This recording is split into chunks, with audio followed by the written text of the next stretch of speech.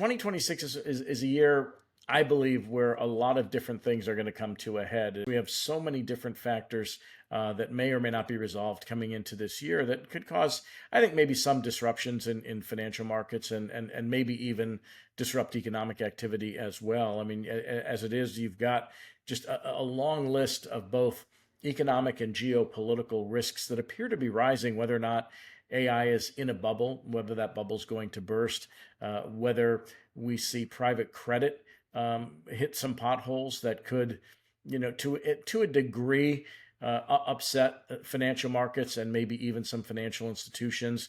You have a new chair that's going to be named to the Federal Reserve, and the Federal Reserve is expected to lower interest rates because the labor market appears to be weakening, even as prices remain sticky and very uncomfortable for a lot of consumers.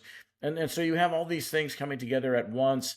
And I think next year we're going to get, a lot of answers to questions surrounding all those issues. And then on top of that, we've got what appears to be, rising geopolitical risk. We have a very uneasy truce, if you will, in the Middle East. The Ukraine-Russian war has not yet been resolved. There may be some progress. There may not be, depending on what Vladimir Putin decides.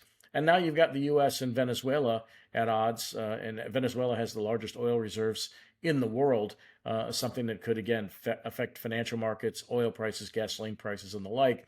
And all of these things are seemingly coming to a head at once. And so I think 2026 is a year in which people need to be, not just for portfolio management, but broadly speaking, vigilant about the economy, about what they own, what they don't own, what they want to do economically, what jobs they want to seek, and so forth. And so I think it's one of those years where you want to keep your list ready, you want to make notes, and you want to make sure you're not blindsided by any of the events that remain outstanding.